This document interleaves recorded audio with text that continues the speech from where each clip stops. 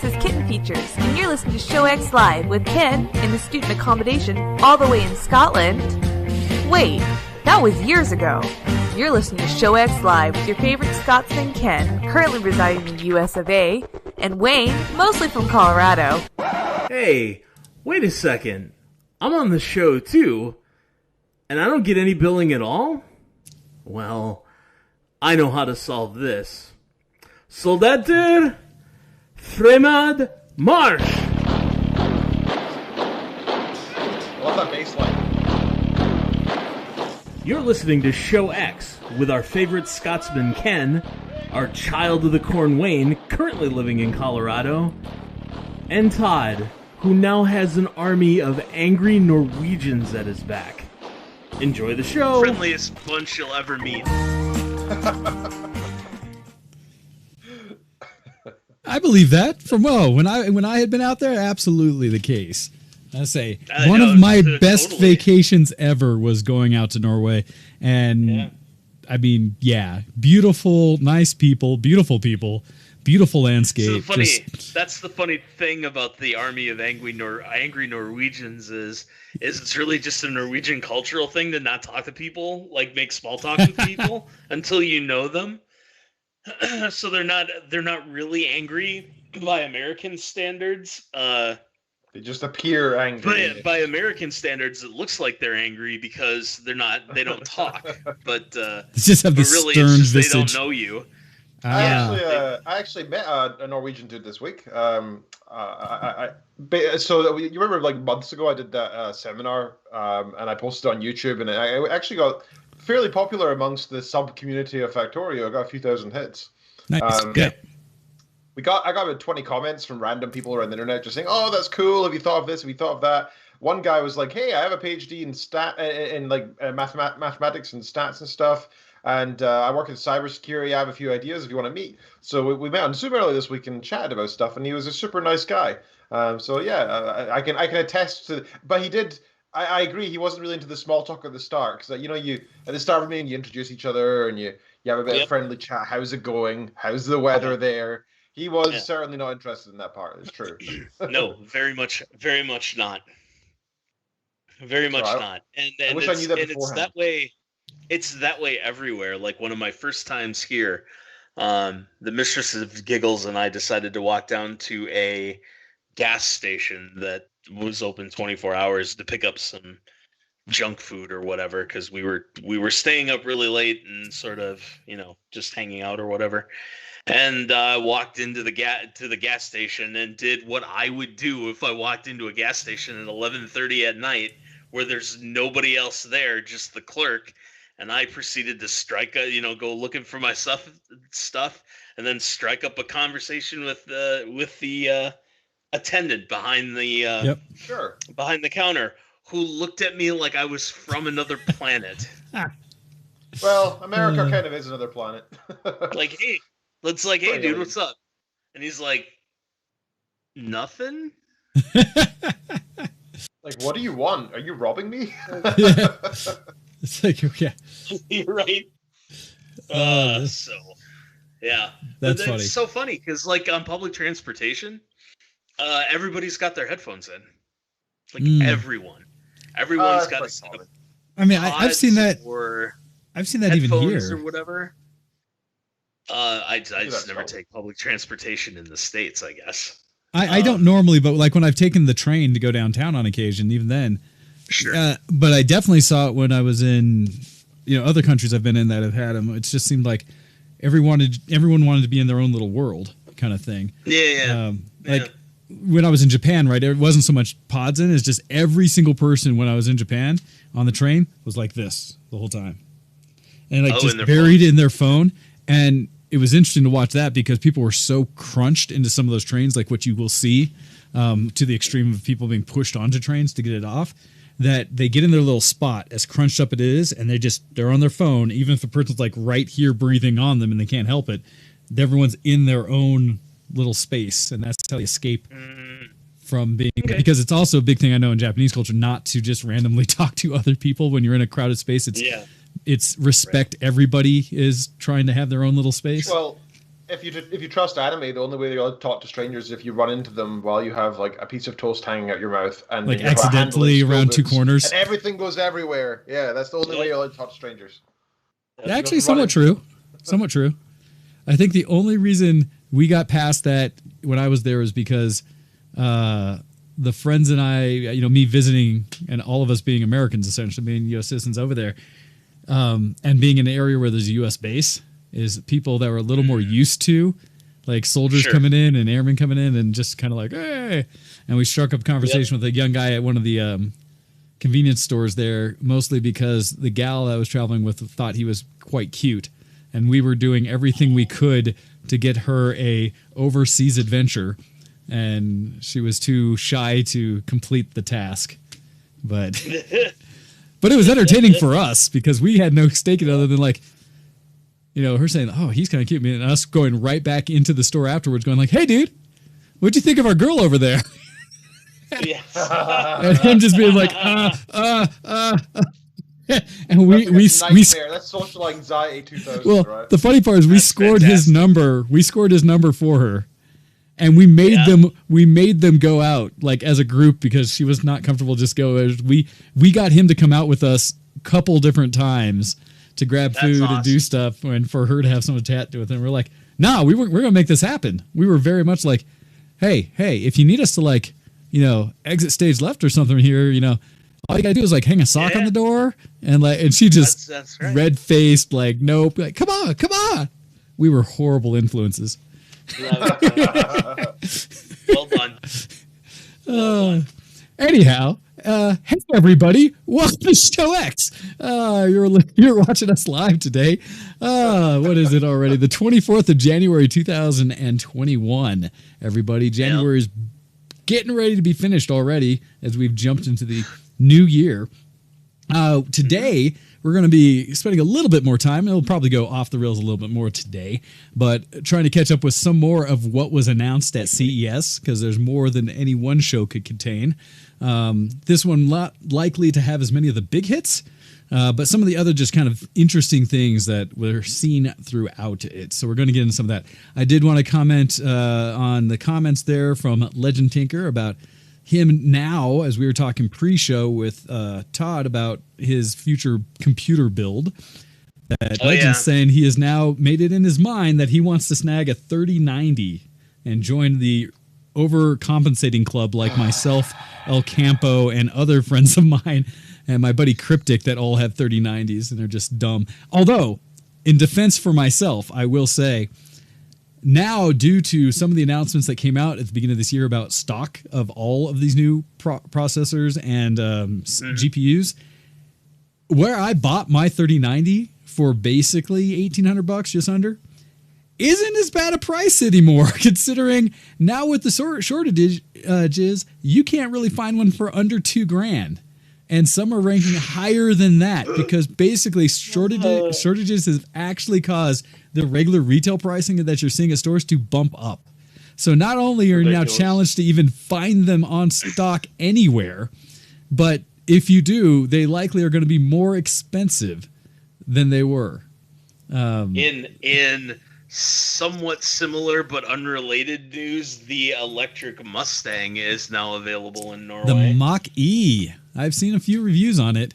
It's interesting because in technology space, and now we're talking about the future of kind of things coming out, we keep seeing more and more companies announce E's, right? Electronic cars of some sort, either hybrid with separate electric motors that can do some of the work to full electric. In fact, along the lines of CES, we talked about a little bit before, but what was it? GM announced a whole slew of electric vehicles or assisted, even down to what was it? Their Cadillac, I think. Not only they had we talked about that quad rotor personal autonomous truck, and the autonomous truck. Well, they also had like a big van that is meant to not be a totally autonomous van that you're supposed to get in and be more like a social thing where you sit around in a group chatting as it takes you as a conveyance to wherever you're going. Things like that and such. So electronics really happening.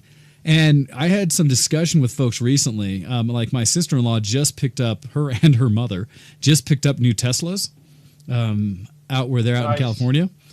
And one of the conversations was going through in some of my groups about what you see going with the electronic vehicle market, and is there anybody that's really competing with Tesla today in the market?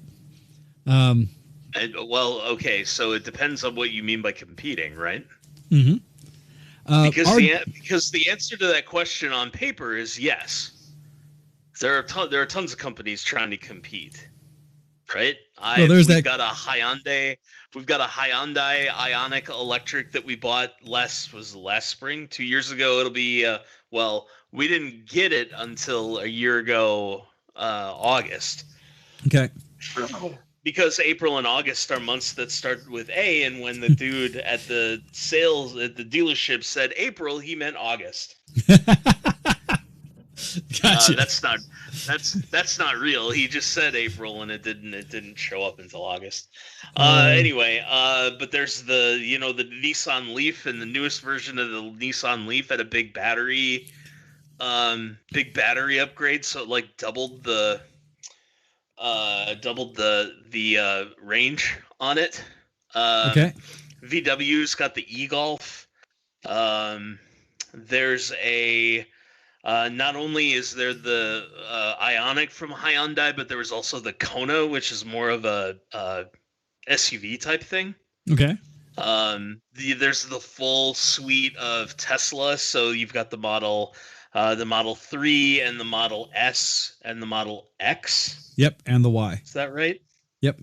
I don't know if I've seen a Y in Norway. Yeah, yet. the Model Y, maybe not Norway yet, but the Model Y is their crossover, if you will. It's right. The bigger seater, slightly more storage version. It's actually direct competition to the Mach-E. Oh, okay. So we just mentioned that the electric Mustang is available. Citroen's got one. Fiat's got one. Who else? Trying to think. There's a Opel, which is like the Chevy, not the Volt, but the Bolt. Yeah, because they were originally the Pontiac before Pontiac went away from GM, right? Yeah, maybe. I'm not sure. It makes sense, though, right? I mean, like, electric and automated vehicles are absolutely the future. I mean, there's so many countries now that are making it a legal requirement in the next number of years. You're not allowed to drive anything but electric to save the environment and everything.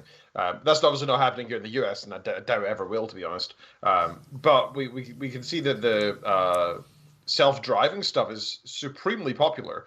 There's a reason Tesla's taking off. It's not just because they're electric. It's because of the cool AI, right? That's freaking cool, man. I mean, every nerd everywhere is freaking out over how cool that stuff is.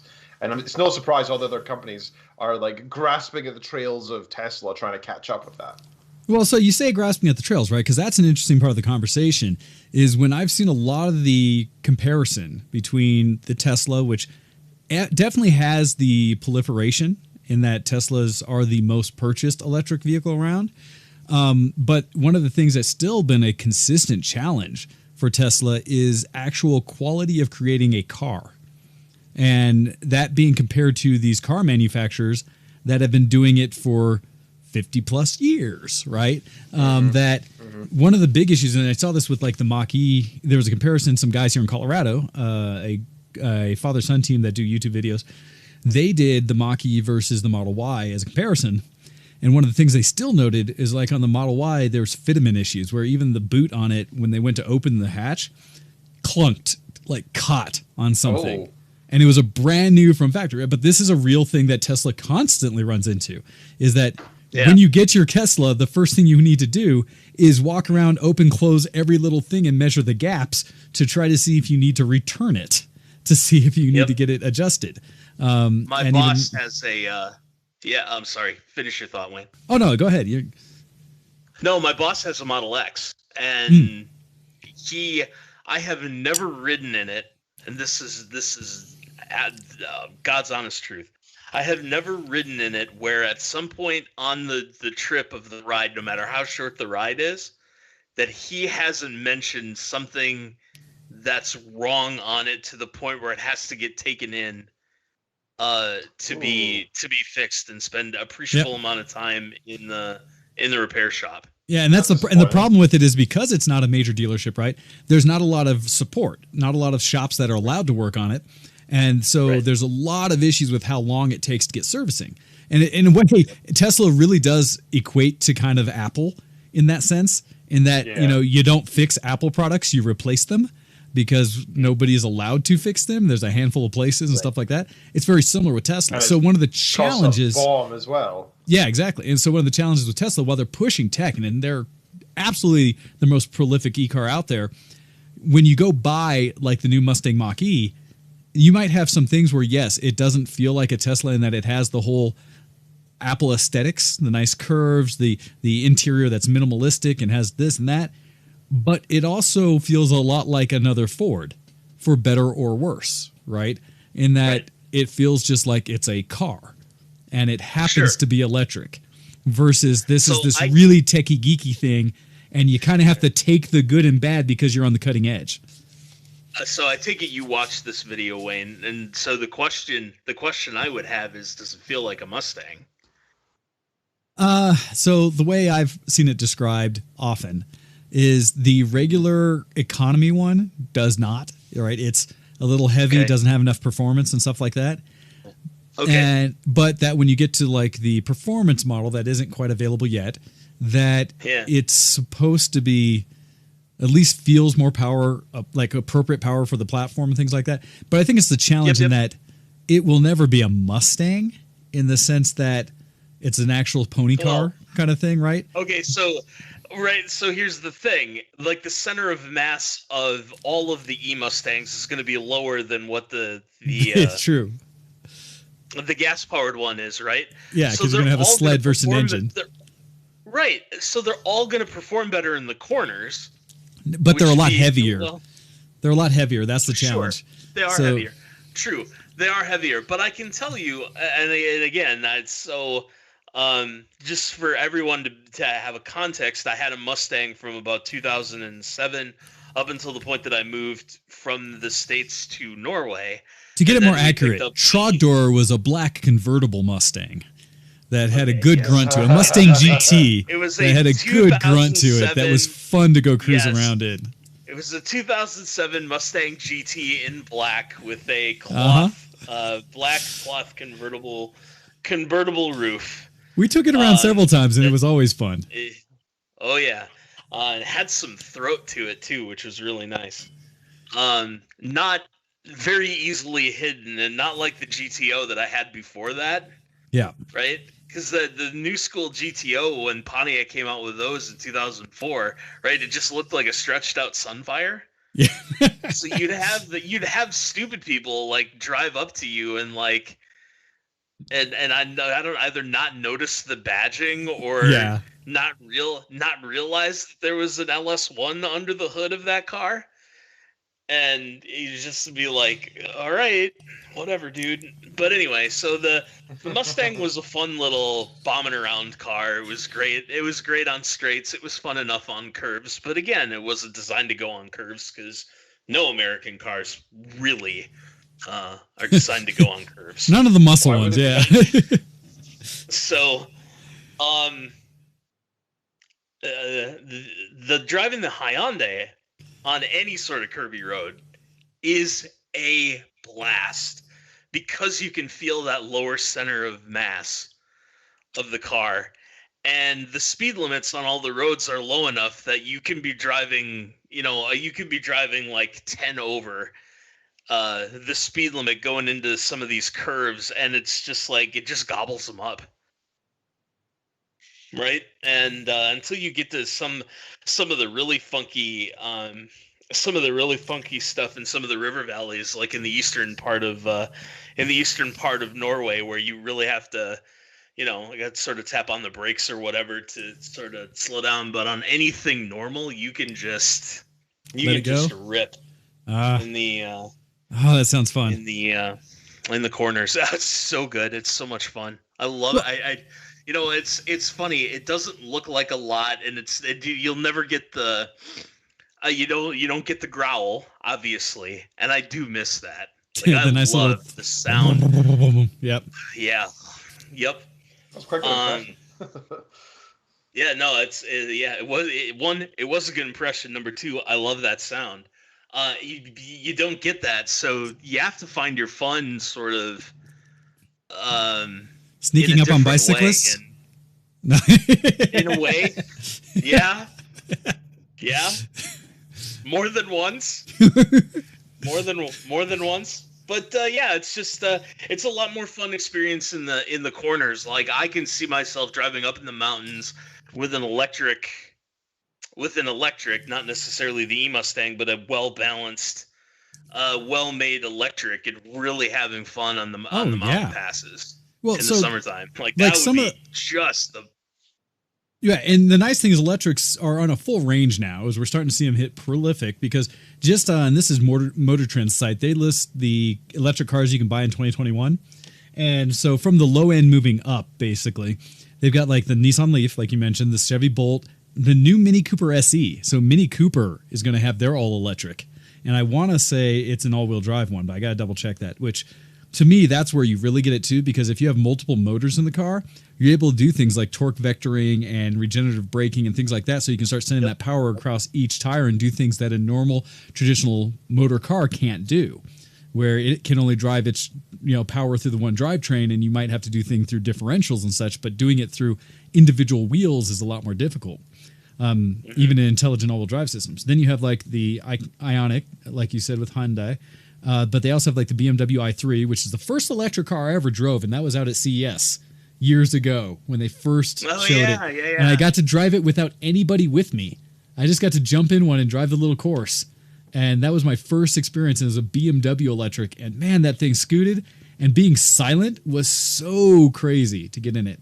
Yeah, it's weird. And it felt like I was sitting. It felt like I was sitting in a Starbucks, because it had like all this little wood trim stuff and things. But of course, the Tesla. And I'll just go through the last ones. They have the big ones, like they have the Model 3, but then they have like this Polestar 2, which is one of these one-off supercar-ish ones.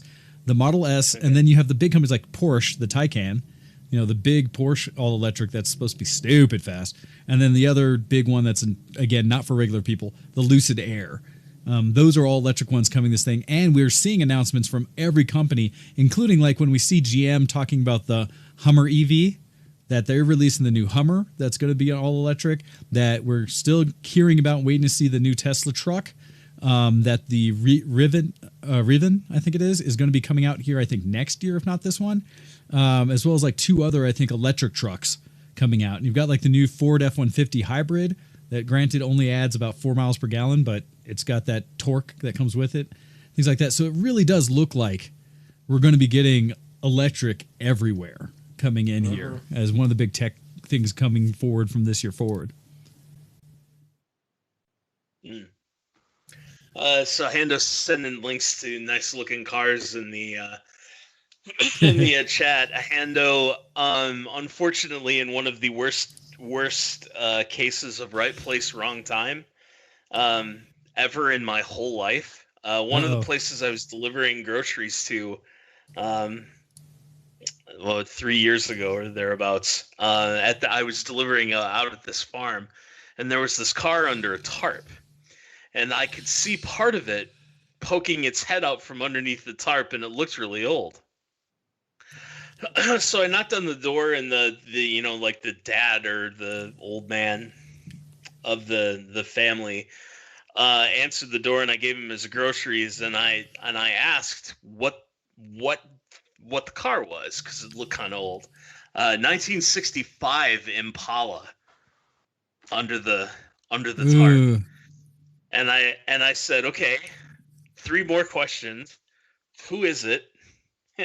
Whose is it? Is it for sale, and how much do you want for it? It's like, yeah. That's that would not have been bad, unfortunately. Dude, the number of times. It was his daughter's boyfriend's car, and in which case I was just like, well, that ain't happening. Never mind. It's like so. How serious are they? So that's the other thing. So you got a daughter, do you? Well, no. So it's funny is one of my good friends legitimately used to date gals for the cars their dad owned. I know in one very specific case when he was driving around in a, what did he have? Did he have a Charger? No, he had a Cornet. He had an old 440 Cornet. And he found a gal who was driving around in her father's either Cornet or something like that. That was really nice. And next thing you know, they were dating for a bit. So yeah, no, I hear you. God, the number of times I've seen old cars on the side of the road and just wished I had disposable cash enough to say, here, I would love to take on that project, let alone if I could take on another project. I don't know if I ever told you this, but I used to, in the very, very earliest days of eBay, I was working toward, I occasionally would spend like an afternoon, like if it was really bad weather in the wintertime on like a Saturday, right? Trolling eBay for the Lotus Esprit twin turbos from the mid to late 1980s. I have seen a couple of those on the road, and those are beautiful. Beautiful. I love the old Lotus Esprit. There's a contractor that worked at our old old employer. One of the contractors who had one. He had to get it serviced at the Ferrari dealership. And I always thank my lucky stars that I never won one of those bids because he was always getting his work done. Gotcha. Always. Yeah. Like they were apparently horrifically unreliable. Well, it's one of the problems when you actually do look at supercars. As much as they are fun to look at, shiny, beautiful, they look super sexy in a poster, would be tons of fun to ride around in. The majority of them, the ownership cost on them is so much beyond what normal people are used to for maintenance that, what was it? You can go and find a used Ferrari out there for like $30K. Like some of the classics from the 80s that you would love to have found yourself in. But people who talk about it's like, yeah, you get it for the price of a normal car today and you've got a Ferrari. Awesome. However, when you realize that to get it serviced costs $3,000 to $4,000 a year just to keep it owning it, and that's even assuming you're driving it like 10,000 miles a year at most, more like 5. You're not driving that every day, that's for sure. Right? That's like rent. But that's the thing, right? And rent on a car. And that's where people kind of miss out or don't think. It's classically like the Bugatti, right? Fastest car, production car for the most part for a while that can do 250 miles per hour. Service an oil change on it, I want to say was what, $50,000 to do an oil change? And you have to do it at least, it's like every, I forget how many miles, it's not many. And so the cost, like the average cost in owning a Bugatti is like $50,000 a year just to own it. Outside of purchasing it for, well, that's assuming you use it. If you don't use it, it's much cheaper. Yeah, exactly. When you just keep it in the in the garage. That's right. It sits in the garage. This is my $2 million humble brag. And, right. It is. It's the flex, right? We were talking about computer parts earlier. Me having a 3090 in my computer is a bit of a flex, especially when it's on the motherboard and processor. It is completely necessary because I play Cyberpunk at 1440p at like 55 frames per second at RTS or RTX medium, and it's beautiful. So fun to still on max settings. Well, so when I run it at max, it drops down to like 40 something, and then I can feel the FreeSync in it a little bit, so it's not just quite smooth enough. Right. Okay, I'm organizing thoughts. Let me finish up with a couple of points about the car stuff, and then we can transition into the conversation we were having about the PC build before the show. So the big problem with electric car adoption is infrastructure. Yes. Right? Because the range on these all-electric cars is half what you would get on a tank of gas. In many cases, yes. Less. Well, let's say the good cars are getting like 300 miles, but a majority of them are still sitting somewhere between 150 200. And like and I think the best is still at maybe 350. Although, what was it? Yeah, no, that's about what it is right now. You can get the range ones that are around the 350 today. In ideal conditions, in the summer, or let's say spring, where there's not wet roads, there's not snowy roads, so dry pavement. I'm not running the air conditioner, right? I can have, and I have the windows up, right? Because that less drag affects, that affects aerodynamics. I can maybe get 150 miles out of the Hyundai, and that's if I'm really stretching it. Like, gotcha. You get it up to 90 kph, and you let the cruise control run everything from there, and you just sit in the right-hand lane and let the entire universe go by you. I could probably get 150 out of it. That's not fun. And I can tell you that even though I've been driving it for nearly 18 months, thereabout, plus a little bit, two and a half years. Range anxiety is real. Like, that's a real thing. And and think about the places that just thinking in my own head about places that I've driven to. And Wayne, I know you've made similar drives too. But if I were to try and drive from Denver back to my parents' old place in Wisconsin, right, in an electric car. Oh. Yeah, I mean, where in Pig's Knuckle, Nebraska are you going to put an electric charging thing? So, actually, that's big enough to handle east-west. So actually, I-80 is pretty good actually, because in Gothenburg, which is my mom's side of the family's burg, which is 6,000 people city, basically mostly farmers. Just past the I want to say like the little coffee shop and whatever by the hotels that are right off the interstate is a full Tesla stop that has like 10 spots on it. There.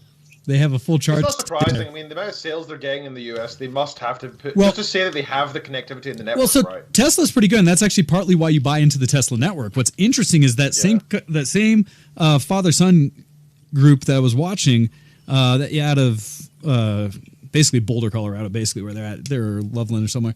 They one of the things they did is they did a charging test and kind of a range thing where they topped off the two cars, but because they didn't have the performance or range version of the Mach-E, they drove it up into the mountains over Loveland Pass, down into like Silverthorne or somewhere like that, and then turned around, came back over the pass, and then back down, right? And they both started with full charges, basically. And when they were getting over the top of the pass the first time and then come up the second, their range was really questionable at about under like 150 miles, or right at about 150 miles for both. And both of them were supposed to be more like 200 to 250 mile range. But winter, heaters on, having to have the battery conditioner heaters on to keep the batteries warm enough, let alone everything else to get up and back. And then when they went to charge, part of the problem was like the Tesla one, they're pretty prevalent, but the one that the Mustang E they were trying to use was what's like E-America or something, which is another network of chargers that are supposed to be for every other charge group. And when he went to that, like out of the 8 or so charge stations, there were 3 of them that he first tried weren't working. And some of them that did were charging at a much lower than capacity rate than what it says it could handle. And so there's other challenges, right, that admittedly you don't have on a gas engine car. You know, a gas engine car, you just... Hybrids are so useful right now, right? I mean, hybrids are a good middle ground that I think are going to please both audiences.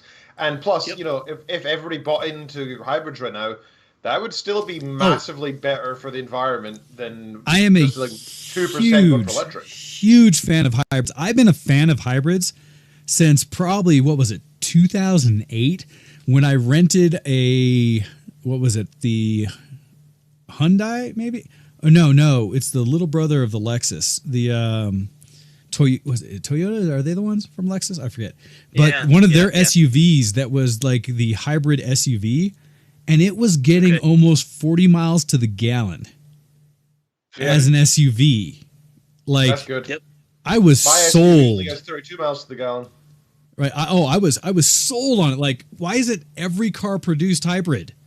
Like, because the whole point there is you get that little bit of extra boost, and that's where in the new Ford 150, that 4 mile per gallon difference.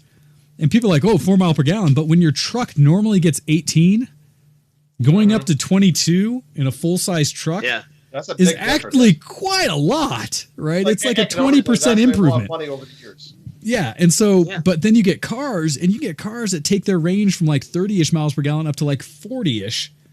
And the beauty there is you're getting a benefit of both. You can still fill up on regular gas, but you're getting better range, so you're using less overall gas, have smaller gas tanks, have more efficient, smaller engines, and you're supplementing it with a battery and motor. And it just seems like in our progression, I wish almost every car had it. And the funny part, right, is all the supercars that are coming out now are hybrids. Like all of them. Yeah. They usually have 2 electric motors in the front and still the gas engine running the rear. And they use a mix of them so they get better traction, better performance, better acceleration. They get regenerative braking, all those things benefits, and the range of a gas engine. Like, I want to see that everywhere. Yeah. Okay, Legend does bring up a good point about hybrids. That the problem with hybrids is you have the mechanical maintenance on a mechanical engine and a battery-powered car. So you're increasing the complexity, essentially, which, truth to that is true. But man, there's so many benefits. The more buy-in people have, the more they'll be produced, and the more research will go into making them more maintainable, right? So, it's a self-solving problem by buying in. Sure. Oh. What was it? Was one of the new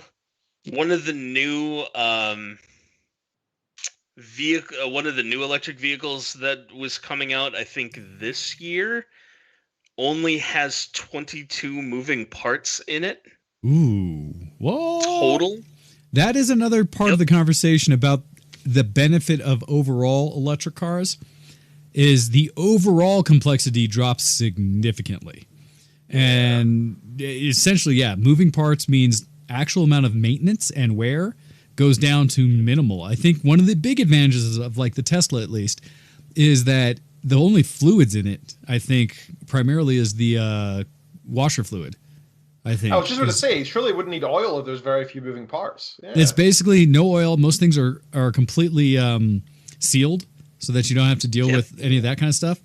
And so your actual maintenance you go in for is nothing. And electric motors don't have the same kind of issue of as many parts of the transmission and things like that because a lot of them are just running directly off the motors. And so it's even less moving parts, less fluids, less maintenance, and things that could break. And so it's nice in that sense. Like it's in a way, it's not like you're going to just easily maintain what might need to, but you also may not need to service it forever. And I think it's Elon who said it, or some other company might have said that battery technology, they're looking at getting point to where the batteries will last longer than the cars, right? Elon's whole goal is the 1,000,000-mile batteries and such. Because that's been one of the issues is eventually you don't want to buy yourself a used Tesla or really a used any electric vehicle. Because at some point that battery pack's going out and those things aren't cheap. Anywhere from $5,000 to $10,000 for a battery pack, and that's just to buy it, let alone the maintenance of getting it in. But once they get there. So that's the thing. Somebody talked about standardization, which was Legend brought that up. Like charging interface, which I agree. And it got me to thinking about the there's the Tesla that's got its own thing, and then there's CCS and Chatamo, right? And I think there might be one more. Okay. But the only things, well, I guess Tesla is the one more now that I'm thinking about it. But with as the current gas infrastructure, say gas and diesel infrastructure, sort of transitions over into the electric, we're gonna have this situation where there are a limited number, like a gas station now, where there's a limited number of places to fuel up. Yep. In air quotes. But it's really, really important that those connections, like on the public side, right? That those connectors stay pristine in terms of their physical condition and whatnot. Yeah. Because if you have a bad connection, you can cause errors in the car, right? Computer errors in the car. So what you're what you're gaining in mechanical complexity, you're losing in software complexity. Well, there's a few issues, right? Because the computers are running everything.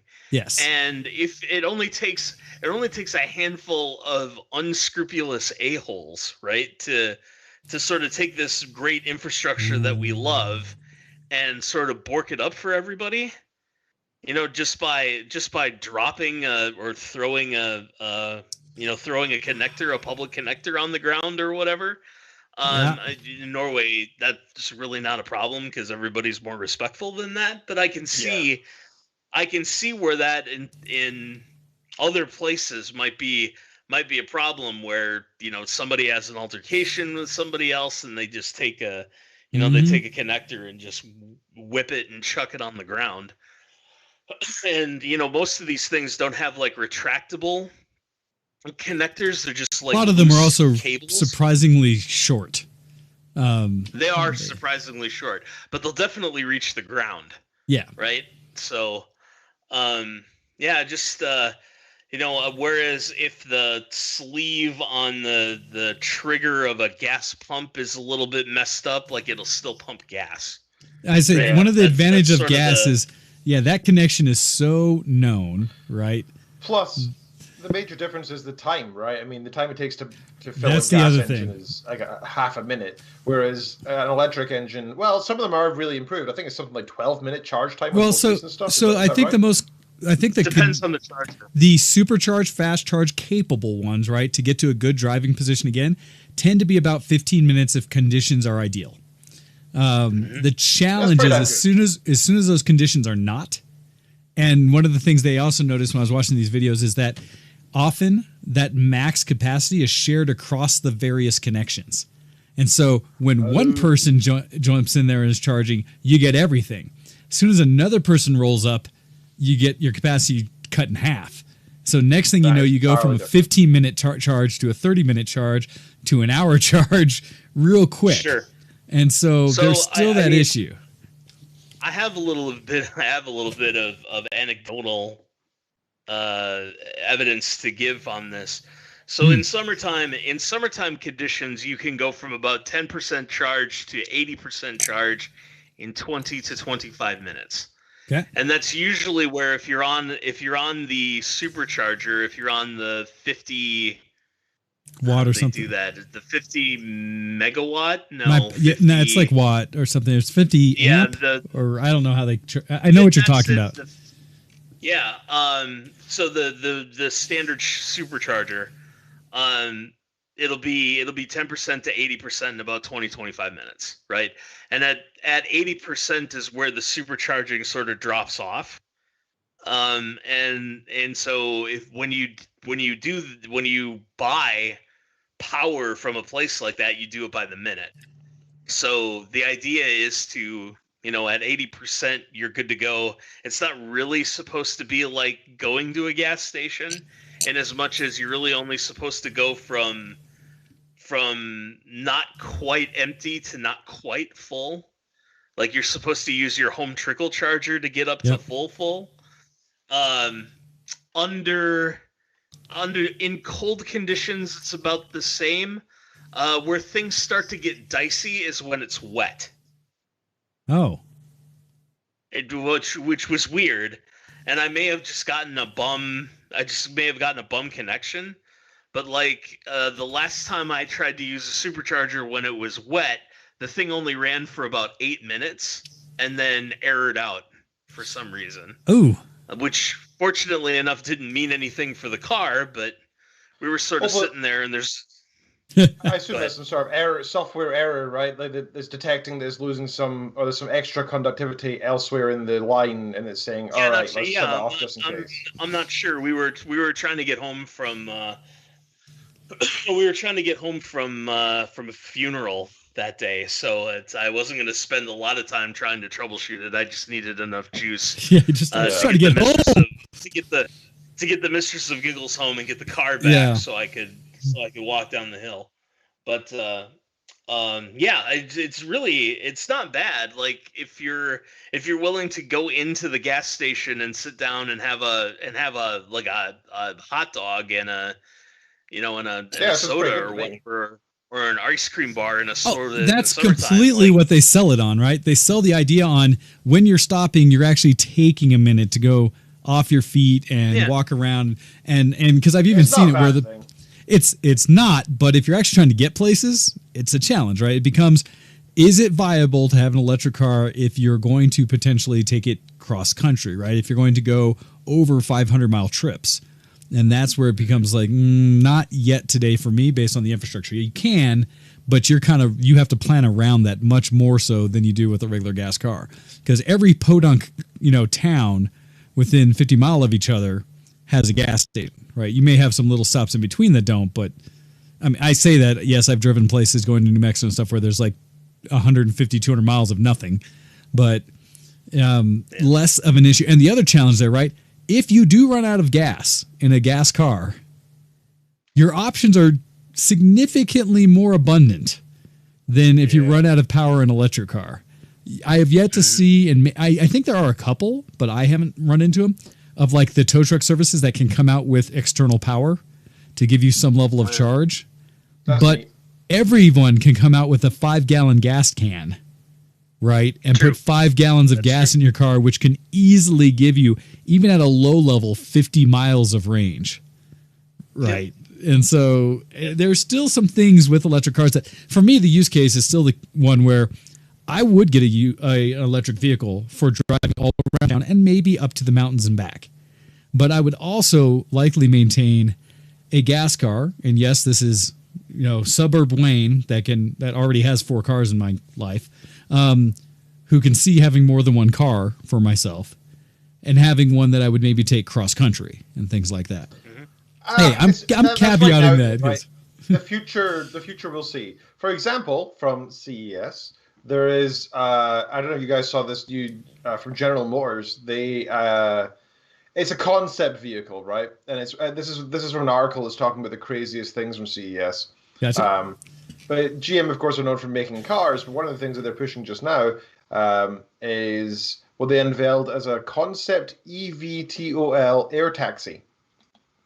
Yes, that is their quad rotor for the rich and famous, for the CEOs, potential automated flying machine that you basically just sign up. I need to go somewhere. It comes over, picks you up, jump in, and it takes you where you need to go. So I know we mentioned that briefly last week, but I kind of want to talk more about, like, we're talking about the infrastructure and that kind of stuff that's quite interesting with electric vehicles. Can you imagine the infrastructure differences if we had to start thinking, or the legal differences and such, if we have to start thinking about personal flying machines, personal helicopters? Because I don't think we'd have to get here's the thing, right? Flying licenses and airports and such if it was personal. Well, it depends on how they're classified because those rules already exist, right? We already have a ton of flight rules.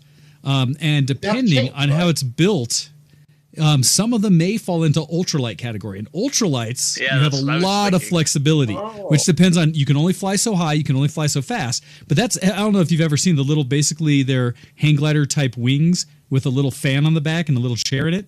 And you fly those around, those ultralights. You have not seen ultralights, Ken? Oh, man. No. So I will tell you because I have been tempted multiple times to own an ultralight of various kinds. Cool sounding. Yeah, just look up ultralights and look. There's a lot of just little planes, but the ones I think about are the ones that look like they're little, almost like go-kart bottoms with not a fixed wing, but like a kite type or a hang glider type wing setup. But an ultralight can also categorize, and this is the one I've actually most looked at, the ones that are basically a backpack that you put a big fan on your back, and they run off of paraglider type of parachutes. And so you run a chute behind you, it catches wind, you turn on the fan, and the fan propels you forward, and it's like you're paragliding, but you're self-propelled. And so it's almost like a personal jetpack, if you will, because it's the size of that. But you just have a big fan propelling you forward as you have this kite above you, this paraglider chute that you're hanging on. We call them microlights in the UK. I didn't know of these. Okay. Yeah, so there's a whole range of them, but they have their own class of rules about how you fly on them. And so I believe a lot of these personal quadcopter type or whatever quad rotor type machines might qualify as ultralights. But that's going to be where it determines. Because the thing about rules about flight, that has been really heavily regulated for a long time across the world. And the reason being is safety for commercial flights. And so I don't think we're going to run into a whole lot of how you're going to have to change how you classify stuff, but people are going to have to be aware of where theirs fits. Because once you get to a certain rate, it's no longer an ultralight. It's now an actual aircraft, and yes, you need airports and things like that, or helicopters where you need actual helipads and things, and you have to register your flight paths, and you have to do all the things according to, how to deconflict flying.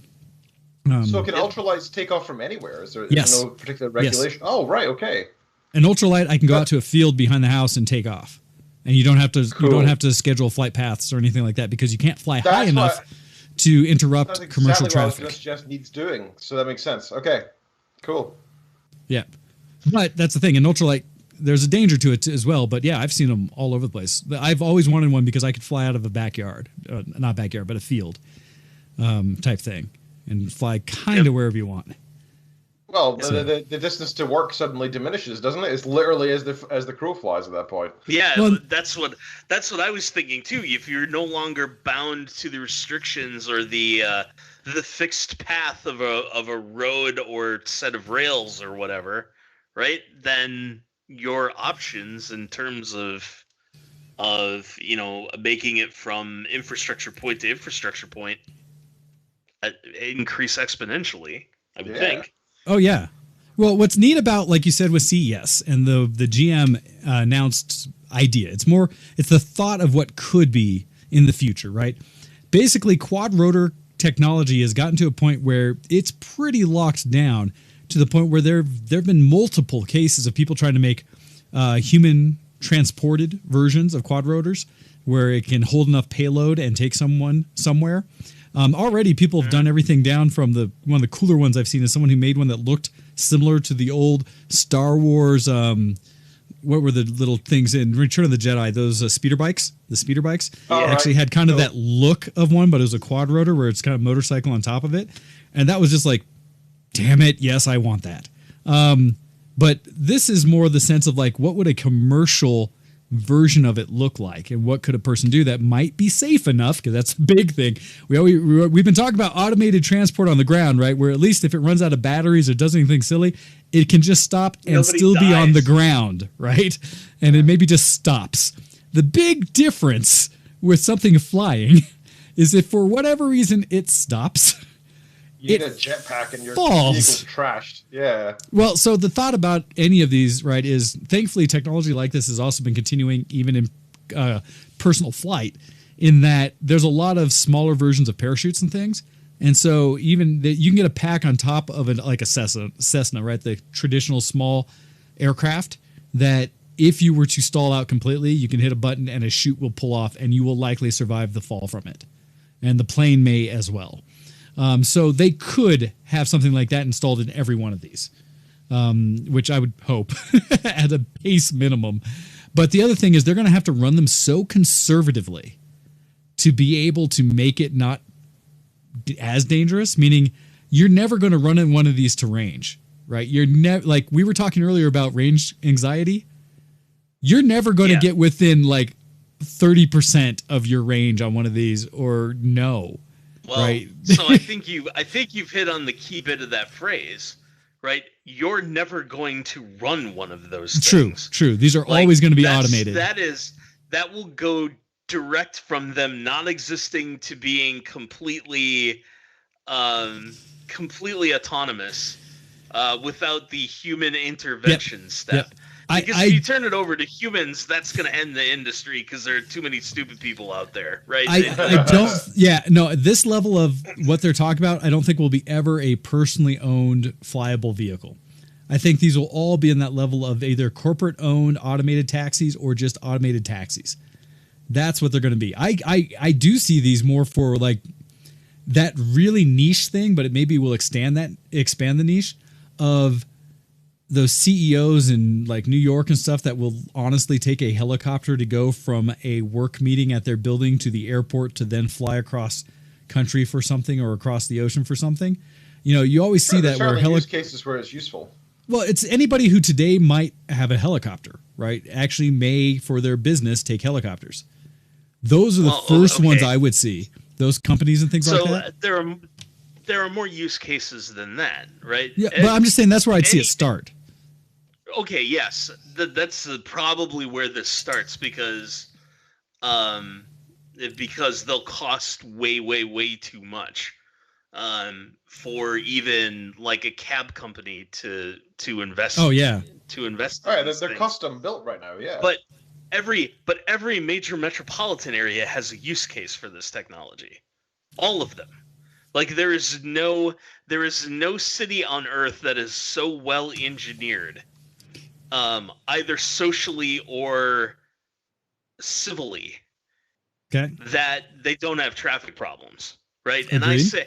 And I say socially because I drove up a street here in Oslo that I have driven up for the last 5 years that I discovered I can't drive up anymore because they just randomly decided to make the lane that I would drive up into a bike lane. And I have to go 1 block over to drive up to get to the street that I was trying to get. Oh, dude. Oslo is, and I'm going to say your mileage on this may vary. I don't know how I feel about it, but they are trying their very best to convince everybody to stop taking their cars into downtown. Gotcha. Entirely. There are several municipalities that seem to be doing that as a goal. So, yeah, it's and so every major metropolitan area has this use case. Maybe some European cities in the lowlands less so, like the Netherlands. I don't know if the Netherlands necessarily has this problem because everybody's riding a bike. Well, right? Venice could certainly have this. Could certainly use some autonomous flying vehicles. I mean, if they could, if they keep it underwater and eventually there's no roads and paths left, and they just reinforce all the buildings to survive it, the only way they're going to be able to get back and forth is by flying. Rooftop. No, you're right. You're onto something. So you mentioned Venice. I don't know if this story got a whole lot of traction, but I remember reading someplace that when the whole world went on lockdown after coronavirus started, that the pollution problems of Venice started to get better. I heard a lot about that across the world. I saw a lot of places where they're talking about seeing marine life and stuff in channels and bays that they hadn't seen for who knows how long because of the lack of boat traffic and other things. And so it was a lot cleaner, that they were seeing whales go in places they hadn't, more fish in areas and things like that. And specifically around some of these countries that are known polluters, the Chinas of the world and Indias and stuff like that, that they saw significant improvements in some of those things. So it's like, That's might be onto something. Onto something there. But that's also something where I would love to see more electric in a lot of ways, because there's a lot less immediate pollutants that come out of it. Like, a lot of boats are still diesel driven, and you can tell because in the wake of a ship traveling in the ocean, it's not just the wake that you see turned up by the water and the propellers. You will also see an oil slick behind it, essentially. Yeah, it's gross, man. So I saw a TED Talk a few years ago. They explained how the biggest ships in the world, like not aircraft carriers, but the actual cargo ships, right? Yep. They are actually driven by coal, and they are. I did not know that. Just those ships are. I think they produce something like 5% of all carbon that we produce. Just those ships, and if they just shifted over to nuclear, it would completely solve the problem. Like 5% is a huge amount. That's millions of tons a year, right? It's I don't know if it's actually millions, but it's a lot. It's a huge amount of carbon, right? And if they just switched over to nuclear, it would solve the problem. The issue is that people don't like the idea of nuclear. They'd be like, "Oh, a nuclear." Everyone's afraid of. Well, okay. Special permits for that because it might blow our town up or something. Well, admittedly, Ken, the problem with a lot of those tank or like transport ships is in the news of late in the last year. How many transport vessels did you see that either capsized and dropped half the cargo to the bottom of the ocean, got high centered on ground, like grounded, right? Or things like that, where around the world you had those ships running into things constantly.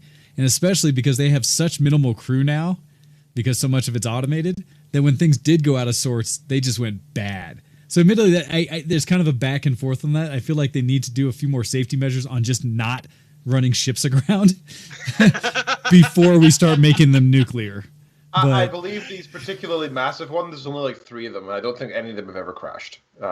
These are like the mega ones that do like the China to Europe. I'm just saying we're a good, like the majority of the actual transport that we do around the oceans, there's so much that happens that a lot of those have gone. But I do agree in general terms that power through nuclear should be something that I believe we should all be going nuts about and allowing more of, because so Legend, you say there's a problem with nuclear waste.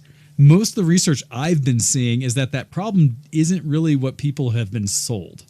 Like we've been told, oh my God, nuclear, but the actual waste and how we contain it and where we contain it and where it is in modern sense compared to the waste that we are pumping into the atmosphere every day from anything burned is significantly lower and less impactful to anybody's everyday life and much more manageable. If we had no coal being burnt for electricity and for power or for powering ships and such, and instead we move purely to nuclear waste can be contained.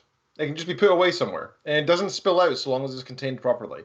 That's key. It has to be contained properly. That's a challenge in itself. But currently, all nuclear power plants in the world do this successfully. You know, there's a reason we have a carbon problem, not a nuclear problem right now, right? And, you know, it doesn't become part of the ecosystem that the coal does. Coal infects everything. The carbon affects everything. It's like, even if it's being, you know, spilled out as smoke in China, it's affecting the freaking North Pole. You know, it affects the whole world. At least nuclear, even if it did spill, it would only affect the local area. You know, like there's a clear advantage to nuclear over coal, and there's a bunch of really interesting papers on it, and it's purely to do with public perception is the only reason we haven't moved over to it. We really need to. We need to move over entirely to nuclear, and I'm not saying it's a permanent solution. There's a lot of problems with it, but until we get to the point where solar is viable and hydro is viable for powering everything, which is currently not, because the plastic amount it needs is insane. So we can't do that right now. It's not efficient enough.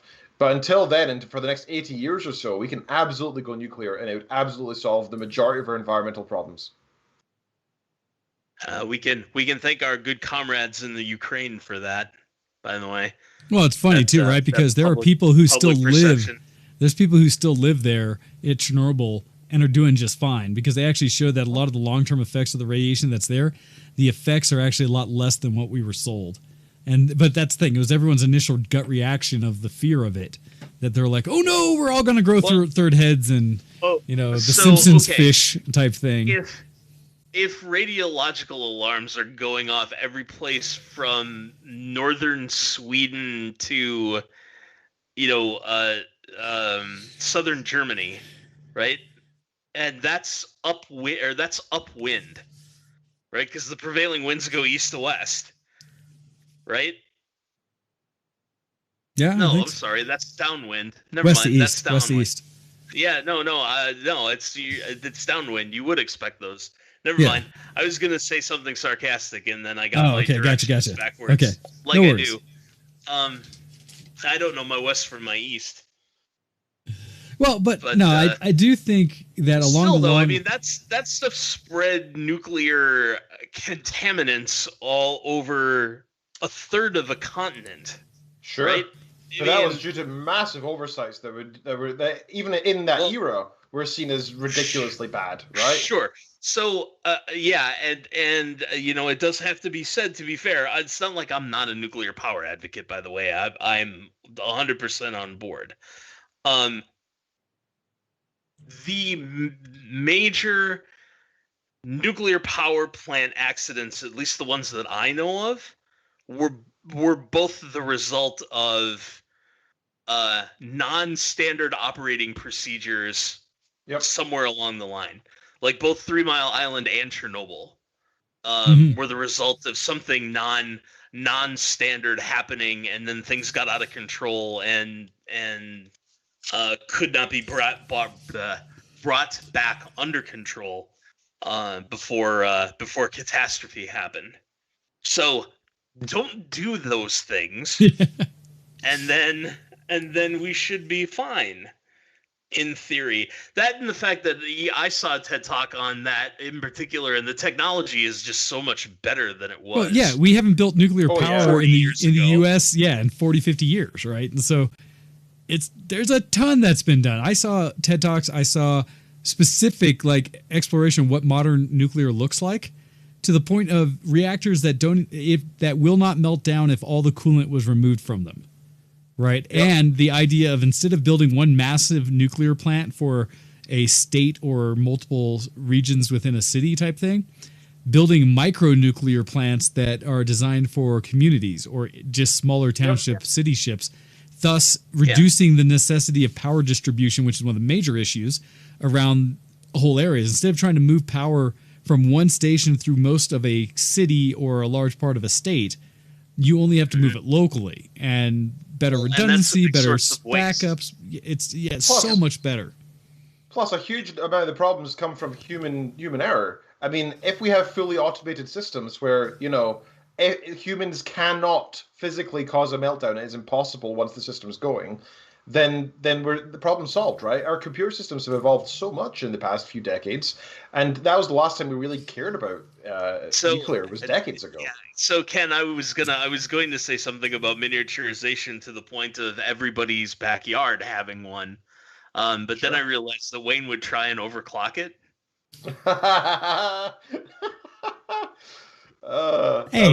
My neighborhood needs like 20% more power than everybody else. Suddenly, I'm not so sure. Like he's out there with the soundtrack from Home Improvement, the Tim Allen show, and he's trying to overclock his nuclear reactor. I don't know if that's such a good idea. I mean, I'd probably try and do it too, but he comes home and his friends and family are like, "Honey, why are you glowing?" Exactly.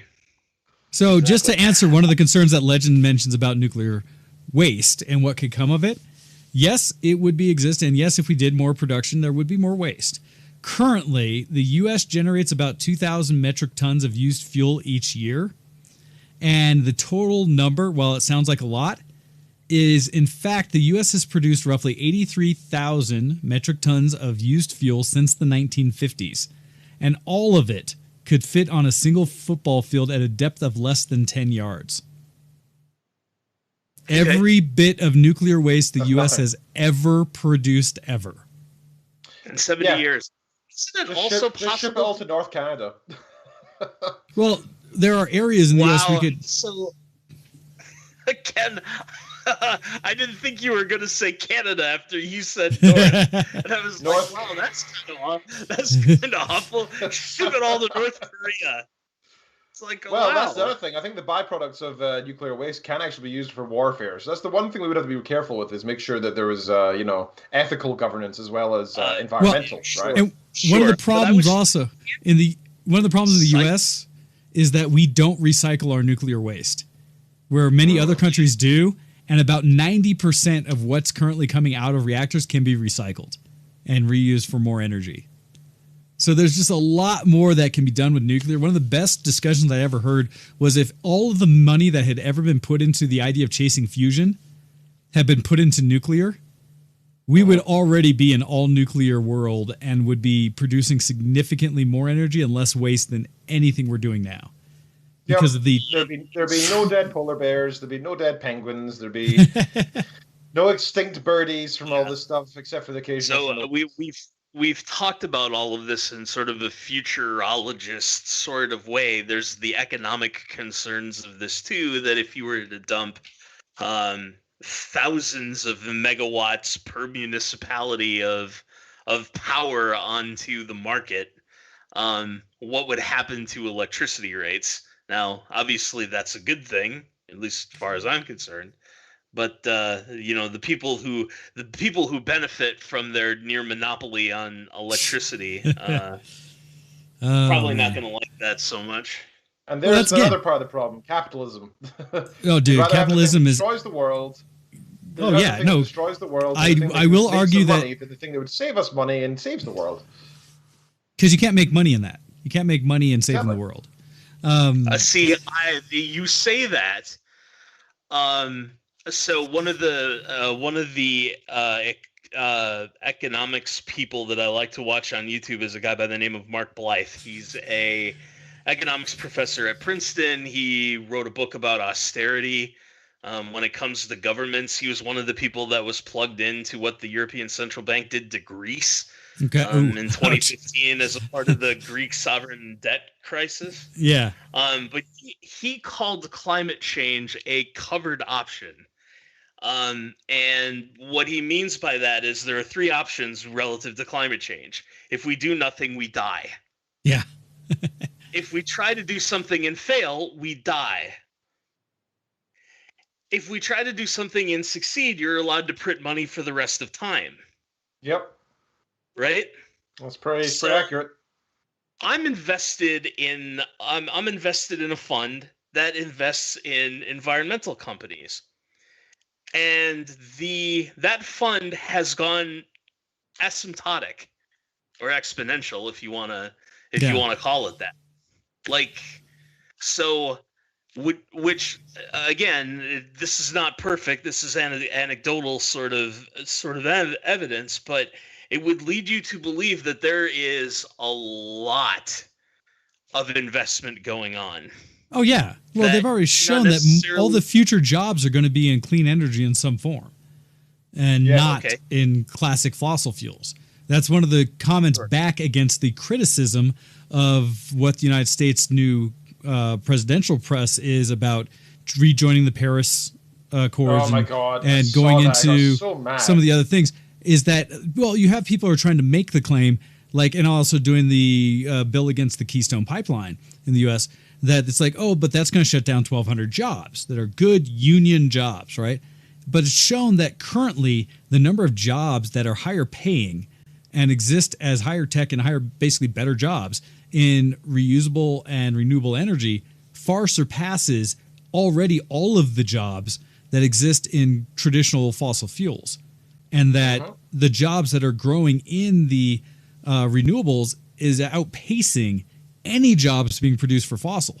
And so it's the argument is that the sooner we get on board with trying to progress renewable energies in the United States, the better along everyone will be. And yes, there will be people that have to navigate into a new profession. But I think one of the better analogies I saw was nobody was complaining when they were saying, like, oh no, if we, what was the technology he used? Something to the effect of, like, if we shut down the ability for people to, we need to stop people from making technology like the cell phone, because then everybody who's in the industry where they make traditional phones will be without jobs. Therefore, we need to not make cell phones. Right? Is that kind of analogy, which is like, no, garbage. Technology will improve. You can't use the argument that some people are going to lose their jobs because technology moves on, because they refuse to move with technology. It will move there at some point. Yeah, so that's one of those things that anyone who's worried about those poor souls who are making all their money from polluting the planet, don't. Well, just don't. It's not just that. It's also like, just because there's 1,200 people who lose their job, if 10,000 people get a job in a different field, yeah, it sucks for those 1,200. And even if they can't reskill as well, that definitely sucks for them. But there's a gross gain. Right? Regardless, there's a gross gain, even if it's not the same people. And yeah, there should be some plans put in place anyway in society, such as free education and socialized healthcare and things like this, which are, obviously beneficial and something that we've been, mandating for many years, because it allows systems like this and the progression of automation to occur, right? I mean, if somebody can get put on a UBI if they lose their job due to automation, that solves the problem, right? But the problem is they're saying, we can't have this new technology. We can't have moving over to nuclear or something, or renewables or whatever, because people lose their jobs. But just put them on UBI. We've been saying this. We've been saying it for years. This is why it'd be so useful to have that. There are a lot of things that would allow it, but the future is going to continue to progress. Technology will, industries will change, jobs will be lost somewhere and gained elsewhere. That's the nature of progress. Otherwise, you're just going to fall behind the rest of the world. But on that note, I'm going to give those who may need a moment a chance to breathe, since we are far past our normal break time. We're going to take a quick break. We're going to play a song from The Coop, which is Lightning Force Biotech on the OC remix. And we'll be back in just over 3.5 minutes. So you guys can go refresh drinks, use whatever you might need to bio and such. And we'll be back right after this to continue the conversation.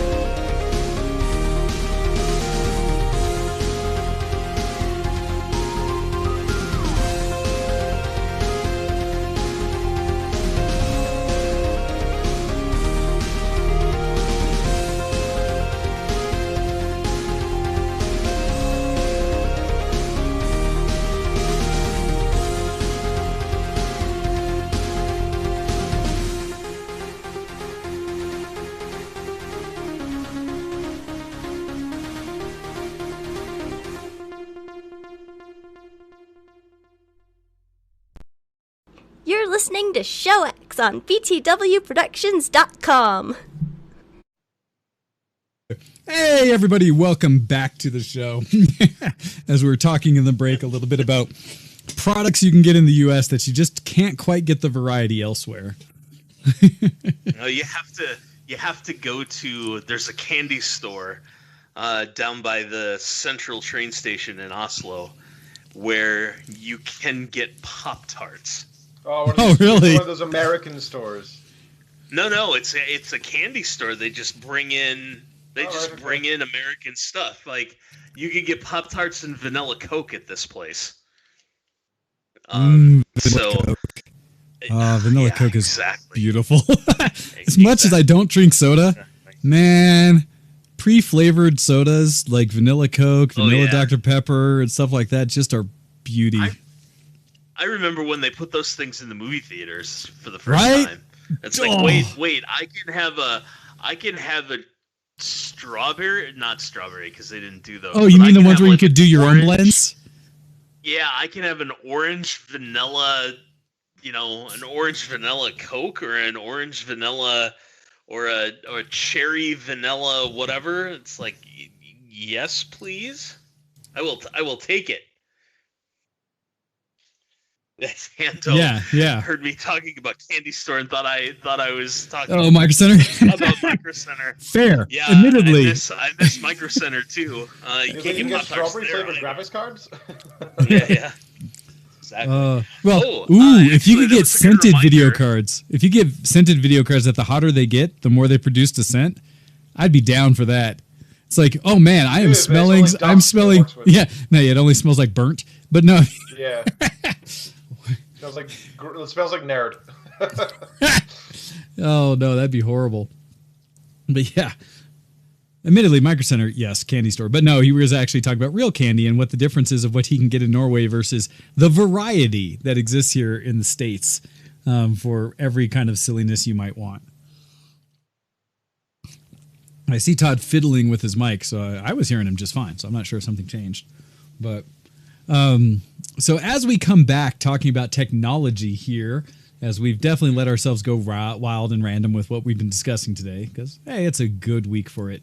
Something that I am curious to see, because as we've talked about how it may be impossible today to upgrade your graphics card on our various shows because the scarcity is such that, oddly enough, I feel better about my purchase of a 3090 a month ago. Like, I think you needed that. You needed to have the gratification, the feeling that it was okay to do. Well, I feel it better now because prices are going up. But you know what's crazy is something that was announced at CES is essentially that one place you might be able to get a 3000 series NVIDIA card now is going to be in your laptop, because they did announce NVIDIA the new upcoming 3000 series laptop graphics cards. And of them, it's kind of what you'd expect. They did an RTX 3060, 3070, and 3080. Of those, it's weird the kind of way they announced like what it compares to. But at the lowest level, that 3060 mobile, they say is 1.3 times faster than the PS5. That if you're doing 1080p gaming, should be able to give you everything you could possibly want and will be faster than the desktop RTX 2080 Super, which is pretty cool.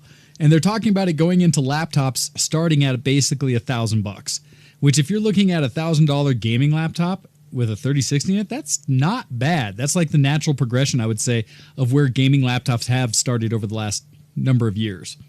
What's the power consumption like on those bad boys? Would it be at all viable to actually have a gaming laptop unplugged at this stage? With the 3060, I would say possibly. With the 3070, less so, but 3080, probably not. The challenge is, all of these 3000 series cards and laptops are going to be significantly less than the desktop counter. They always the case, even if they carry a similar naming convention, they are not the same cards, right? At all. Right. In fact, I don't think any of the mobile ones are running the GDDR6X. I think they're all running just DDR6 versus that more expensive version. But they show what's really cool is, and they of course are having them saying that they equate to the 1000 series below, so the 20 series below X many times faster. So the 3070s, they're talking about being 1.5 times faster than a 2070 version, being able to do 90 FPS in games at 1440, and being at about the 1300 mark, so maybe $300 more for the laptops that will contain them. That's not just the graphics card. They usually scale more things in those laptops as well. And the 3080, which is, of course, the flagship. And what's interesting there is with 16 gigs of memory in their 3080 laptop version, which the 3080 desktop is only 10 gigs. So that's kind of interesting. Although it's, again, only DDR6, not 6X. But should be able to get you over 100 frames per second at 1440. And are those going to be those flagship gaming laptops that start around $2,000. But that's something that was cool because, of course, you're going to constantly see that progression into laptops. So anyone that's going to be in the market for one, this is kind of that you might want to hold off for a minute to wait until the 3000 series start coming out in laptops, because that'll be pretty damn slick. But yeah, well, and it's funny because like for me, I'm still running a laptop from, I don't know how far back now, but an old i7 17-inch laptop from Lenovo that's got dual 750 GPUs in it, NVIDIA 750s, and SLI. Yeah. And it worked well for the longest time. I still have it, still use it, game lightly on it on travel, and have been looking at potential upgrades in laptops here for a while, but I don't travel enough right now to care. Who does, right? Yeah, exactly. But that is something that I'm actually pretty keen to see, because if you are dead set on getting a 3000 series card with the newer RTX and things like that, but maybe you're not in a position like those of us here who've been able to either spend business budget on or personal budget on upgrading their systems, a way to do that might be just getting an all-in-one. I know a lot of people who do buy laptops versus desktops, both because they travel constantly or because they take it to LAN parties and things like that. It's super convenient. And so those 3000 cards should be huge. In country for a long period, right? So I know that I like to have a laptop because it's just one less thing to worry about when you're moving, or when I come visit you in Colorado, right? Like I don't want to just not be there without something that I can play on. So I'd rather have a laptop. Absolutely. So another interesting tech that came out that's neither a laptop nor whatever, and it's kind of something I was curious to see what people think about, is one of the things Lenovo showed was, as they put it, this one coming from Tech Radar, an answer to the Nintendo Switch and Dell Concept UFO. What this is a handheld-ish computer meant for gaming, if that makes sense. To share the image that they had of it, which I think is a bit silly, but go with it, is they talk about, remember the Alienware concept at UFO at CES 2020? Well, it looks like Lenovo is looking to follow up with a portable gaming PC of its own. They're showing off the LaVie Mini, which, when paired with a bunch of optional accessories, could take mobile PC gaming to the next level. And so this thing is basically a little touchscreen flip, maybe, PC, but has essentially the kind of built-in control schemes on the side of it, if you've ever seen any, almost like a Nintendo Switch and stuff like that. And I'm curious about this for a few reasons, but they're saying that this mini PC would have an 8-inch 1200p display with a Tiger Lake Intel Core i7 processor and the built-in Iris, the new XE graphics. So it'd be capable, so it wouldn't exactly be able to run Cyberpunk with ray tracing, but it should be able to play a lot of games at that 1200p resolution. This is one of those ones, like I said, it's a weird one for me because is there a market? Are people looking for a handheld PC like this? I don't know. I'm curious what your guys' thoughts are. Yeah, what's the niche for this product? I'm not playing. Well, so that's the thing, right? It's essentially a Switch, but it's a PC. Yeah, so you'd have to not want a Nintendo Switch or an iPad or like one of the slightly heavier form factor like Lenovo laptops that just like fold into a tablet. Right? Yeah, so you have to not want one of those, but want something portable. I'm not sure exactly, right? Because, like, here's the thing. I have this, and this is an Android device. Now, I got it specifically so that I could run with my brother's old company, OpenROV, with their submarine they have, and be able to essentially run it and visually see through the cameras in real time. But it basically has that form factor. This has basically controls like, joysticks on it. It's got the, various buttons and things that it's in that form factor of a kind of Switch-ish thing, right? Mm-hmm. For running that, it makes sense. Beyond that, as an actual tablet or something, I don't know. And it's freaking huge. Now, maybe if I had just the right case for it, it might not be an issue. But it's not going to fit in any pocket I've got. I mean, this thing is literally like size of my head kind of thing. And so you're going to have to put that in a backpack. Yeah, and so you're already going to be carrying it somewhere. I don't know what at this point, I feel like just getting a laptop and having a Bluetooth controller is my use case for this, right? If I'm already going, I'd rather get like a 13-inch ultra portable laptop, which I can do real work on, than a handheld thing, and just get an Xbox controller or something, and either wired cheap $30 one I plug in, or a Bluetooth one with a dongle or built into the Bluetooth on it, and play. I don't know. This is one of those weird ones where I agree. I don't know what the niche is. Like, who's going to buy this?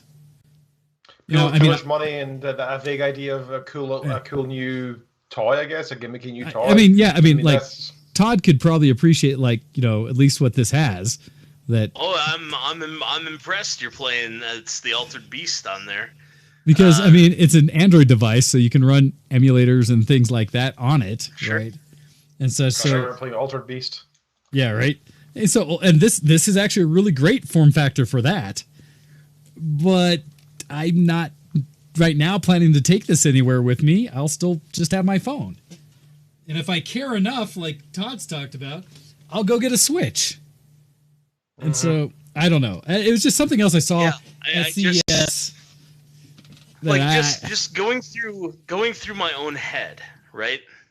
So if I were to go on a trip where it requires me to get on an airplane and I have a limited amount of space in carry-ons and whatnot to take on the plane with me, I'm taking either one of the 3DSs or the Switch and or my iPad, and those devices in some combination is going to do everything. You know, my laptop. My laptop's going to come with me, especially if it's a work trip, right? So my work laptop's going to come with me. So between all of those things, I'm going to be able to do everything functionally that device can do, I guess, but I'm doing it over multiple devices instead of one. Yeah. I mean, there's something to be said, right, for a purpose-driven device. Yeah. I guess if you priced it to where, like, a Switch plus a good productivity / minimalist gaming laptop was more expensive than this thing, like, maybe there's something to that. I'd be curious, because anytime I've seen someone go with a form factor that's one, not the standard, and often smaller, it seems to cost more, right? That I expect this would cost more than a easily, because it's not even a discrete graphics card, right? So that we're talking about that 3080, that 3060 in a gaming laptop. If I can get $1,000 15-inch gaming laptop compared to, I cannot believe this thing would cost less than $1,000. I would buy the laptop every day, because I can use it for a dozen other things. And it's funny because so many current laptops, you could even get the ones that have, for maybe an extra $100 or $200, the form factor where they're touchscreen and they flip over to the tablet-ish style. And now you're really at basically the exact same thing. And instead of playing it with this weird, you know, side controller thing with the screen in the middle, I can set it up in front of me and then just, like, have a controller in my hand instead, which is way more comfortable and, like, designed purposely for it. You know, even the Switch is heavy, right? If you're gonna sit there and try and play on it for like a plane ride's worth. Well, so I've even been like, people with a decent case on their phone, I have seen the software. I haven't run it because I have an iPhone device, but on an Android you can do the same thing, running emulators, other gaming things like that, and you just get a kickstand on your phone. And honestly, that, you know, it might only be a widescreen, like 6.5-inch screen or 6-inch screen, but I could just pack a controller and Bluetooth into my phone and do pretty damn good gaming on it. That I, again, would not need this, like, weird hybrid gaming controller PC. I just don't get it. I just don't. I don't know. Yeah, I don't know. Okay, anyhow. So, yeah, I mean, that's one of the things about CES. You also see some technology that just maybe doesn't translate well to the market, but they're just pushing stuff. Because some of the other stuff I saw was a whole bunch of, like, automation or not automation so much as like robots and things like that.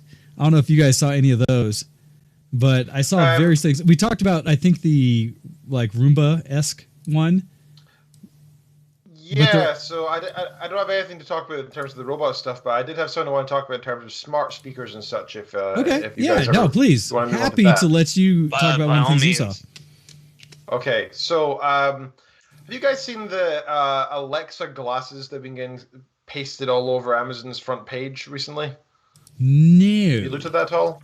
So these are things that they're not the same as Google Glass, and don't think that they are. I think that was my biggest problem is that's what I'm comparing it to. So whenever I think of this, I first think of, oh, well, it's not Google Glass, so why would I care? Okay. Because basically what it is it's Amazon Alexa in your glasses, as is. So it's got a special directional audio. So it doesn't look like you're listening to anything. Nothing plugs into your ear, but you hear it perfectly well, and you can talk to Alexa through your glasses. And I believe it connects to your phone or your home Wi-Fi or whatever. So you can use it when you're out and about, and you can do calls and stuff, and you can control your various devices and all the stuff you'd expect to.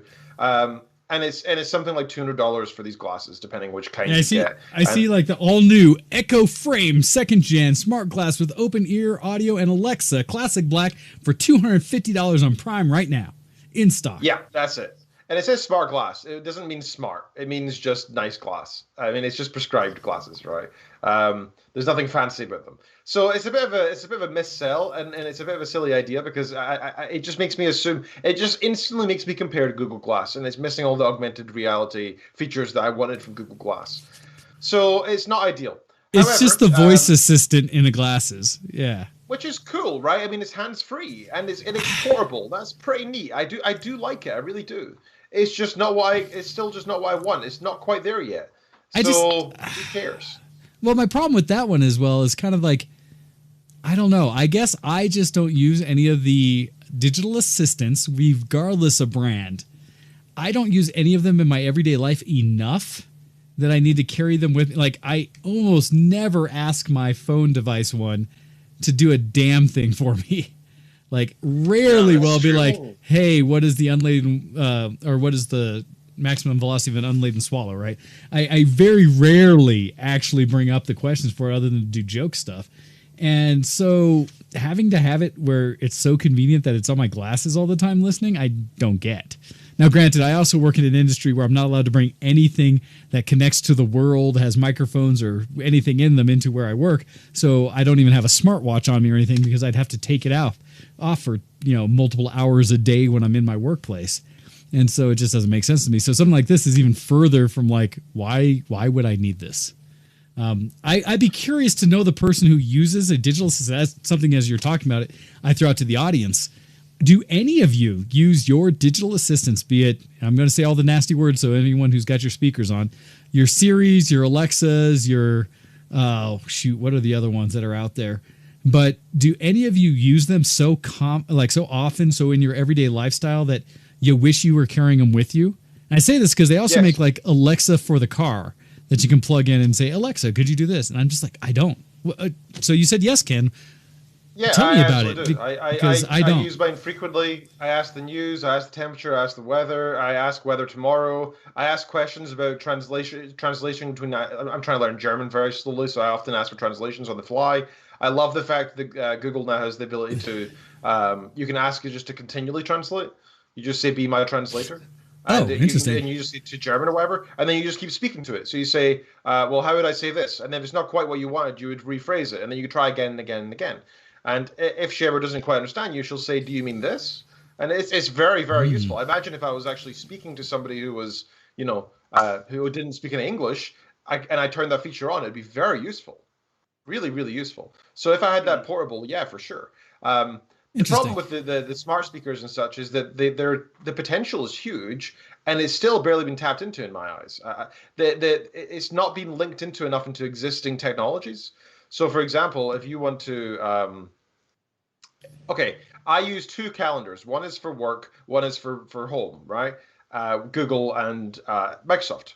And I would love it if I could ask it, what have I got on today? It knows my voice, because I know it already does know my voice, and it would check both my calendars and give me a rundown of the next few things, and I can customize it to be like just the next thing, or the next 3 things, or the next 2 days worth, or whatever, and all that stuff. Just a simple connectivity would make me use it probably twice as often as I do now. But it doesn't have it. You can only check your stuff in Google Calendar, and that's it. And there's no way to connect your Outlook calendar to Google Calendar without doing it manually through ICS files, from what I've read anyway. Please tell me. Yeah, it's dumb, right? It's so archaic. I don't know why. Well, I'm so mad that I have. I'm so mad that I have to like manage freaking calendars. That should not exist in today's era. Yeah, it doesn't make sense. It's ridiculous. And there's loads more stuff. I wish I had full integration with my phone, and I could say things like call this person from my number, or text on WhatsApp or on Signal or on Facebook Messenger or whatever. I wish they connected to all of my devices in my home easily without it being an issue or something I need to consider, right? I wish that all of my devices already knew of each other and connected by default, and they all had the integration with multiple systems. That's the way it should be, right? And the problem is there's all these terms of services and the individual licenses and all that. But anyway, so to answer your question, yes, I do use my smart speakers all the time. However, I feel like they're barely at 5% of their actual usefulness, and there's a lot more to go. Hopefully, things like this technology, where it becomes portable, open up some more avenues for it. Now, what I want to mention, why it's related to CES, because that actually came out long before CES, the Amazon Alexa glasses, is J-Buds. I'd never heard of them before. They've released this new thing called J-Buds Frame, and it's pretty much the exact same thing as Amazon Alexa, except it's without the smart assistant. It's just wireless audio, but it connects to your glasses, whatever kind of glasses you have. Okay, yeah, it just clips onto the side. That was one of the ones I definitely saw, and they're basically like $50. Yeah. Yeah, that's nothing. I mean, like, that is so useful. If you wear your glasses all the time anyway, that way, if you have a smart speaker on your phone, like I really wish my Google Assistant was smart enough for me to actually use on my phone. It really isn't. But if it was connected to my head at all times, and I knew that I wouldn't sound like a complete idiot talking to myself all the time, which I don't like using assistants in public for that reason. I feel very obnoxious if I do that. I don't know about you guys. I just don't do it. I just don't ever use Google unless I know I'm far enough away from people that they won't really like pay attention. But I feel like it's so obnoxious. But yeah, so I think it's a really cool technology that we can have these the Bluetooth devices that don't go in your ear. I love that stuff. I love that it connects to your glasses, and it's so much better than I hate Apple earbuds and stuff because I love the idea of them. I think it's cool, but I know for sure that like what's the percentage of people who lose them or drop them or whatever? It must be super high, right? Compared to any other head. Because I know that I just got, like, for my 20th anniversary with my company, I was able to pick from a list of gifts. And the thing I picked, because both it was, I think, the most expensive thing I could get and something I'd actually use, is some the newer Bose, what is it? Earbud, basically. It's the sound-canceling ones, earbuds, right? That are basically, I think, $350 for the pair, which is, to me, like, outrageous. Wow. And I figured, well, 20 years of the company, that's something I would almost never buy myself. Let me get them. And I wear them running now because I was always afraid with something in ear, whether it would fit and stick and whatever. Apparently my ear canals are just fine because they stick like a champ and they're comfortable. Well, that's part of the problem is it's very dependent on each person. And I know I've met people who have lost a single, ear for their iPod. What were they called? What are the actual name of them? The AirPods? AirPods and AirPods Pro. Yeah. Yeah, and they're cool and everything. The new AirPod Max, which are the over-ear ones that aren't actually pods. But anyhow. They're all cool, but they're just not really actually usable in daily life, in my opinion, for me anyway. Like, if I don't know, I would definitely lose one some point, even though I'm fairly careful with this stuff. Like, I've never lost a phone or anything. But I know for sure that, like, just the chance of it dropping in a drain, too high. Well, so I lost one set of wireless earbuds, but that's because I left them at Dragon Con when I was packing all my stuff up.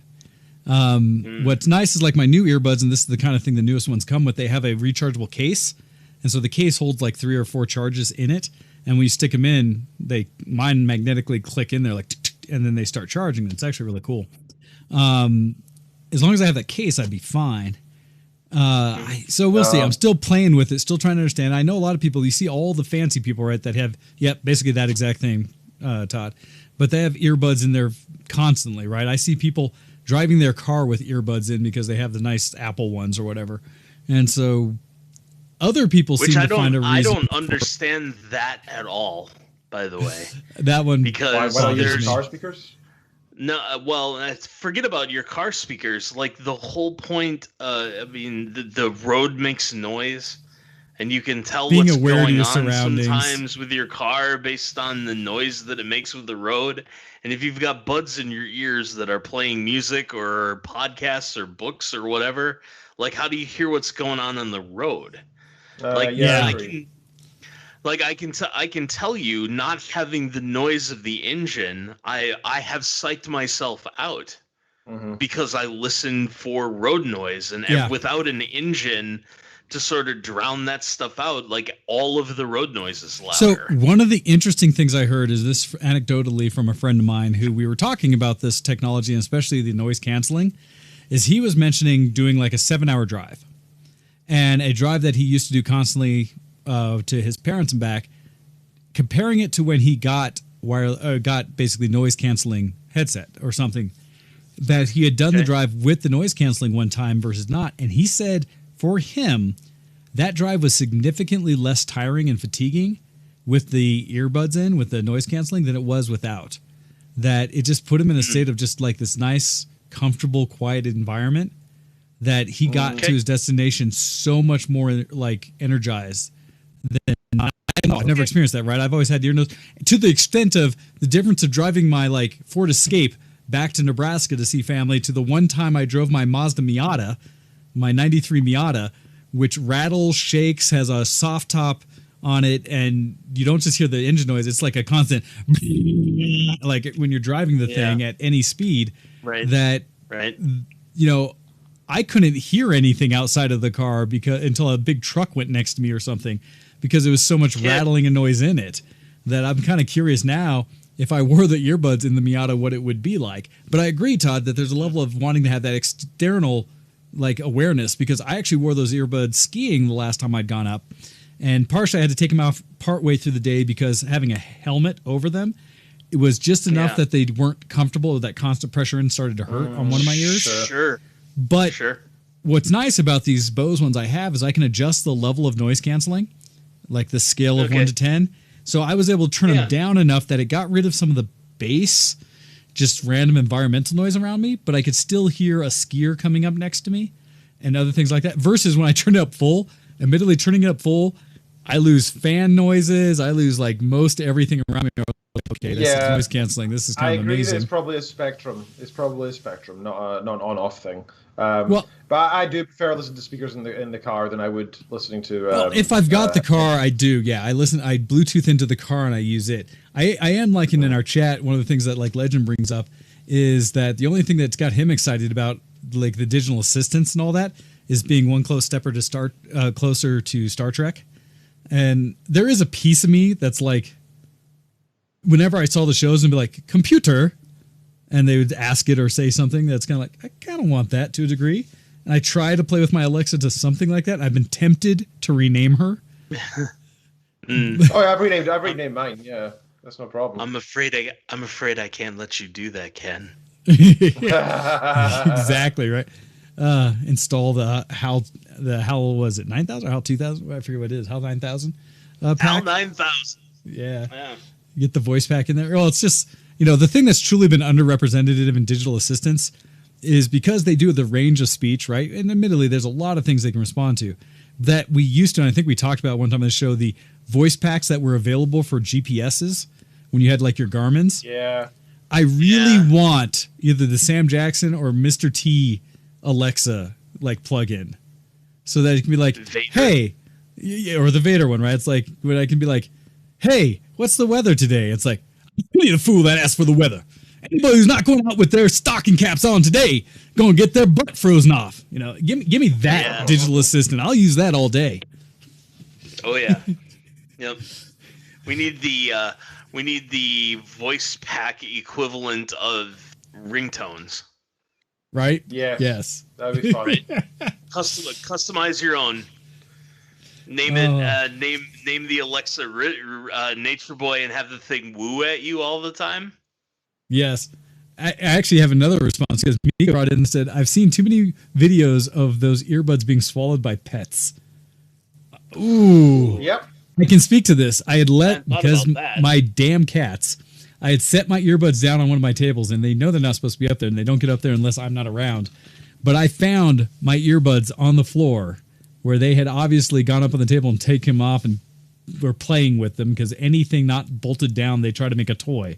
So while they won't eat them, I may lose them under the oven or a couch or something. Yeah. So I have to make sure I put them away. Way too much money in such a small thing, right? It's just, I prefer either over ears, just personally, as you can see, or but that's why I'm saying this technology is pretty cool. If it connects to your glasses, that's something you're not going to lose because you already care about and are big enough that you don't lose and so on. That's why I prefer it. So I think that's a pretty cool technology, and if it had proper, back to the Amazon Alexa glasses, if they actually had smart glass integration, that's a whole nother, I've seen AG technology, it works. It's a bit clunky and it's a bit big and it's a bit too big for your head right now. That's really the main problem, is that the glasses don't feel quite comfortable yet. They feel more like goggles, but they're cool, and I think the future is going to be awesome when those are eventually a thing. I'm just sad that Google stopped, prematurely, in my opinion, from what we know. I feel like they gave up too early. They should have just said this is going to be a 10-year project, right? Well, they came into the market too early. They should have, at the first Google Glass, what got into the market should have still been a prototype that consumers couldn't buy. That should have been something that developers and companies could buy, but not people. Because the one time I ever tried Google Glass, and this is at a library where they were doing a con and showing off some tech, I was like, yeah, I'd have been really damn impressed as well if I'd spent whatever the $1,500 or whatever it was at the time on those things. I've been kind of pissed. I think it's a great step forward in what the technology can be, but man, I'd have been mad. Yeah.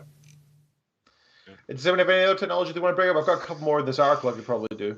Like I said, I saw a lot of random, and none of it, I covered most stuff I cared about last week, because everything else is like traditional CES. You can find a rabbit hole's worth of random tech, and there's some of the most odd, different, or whatever, but please, what's something else you saw that at least you think is worth bringing up for people, Ken?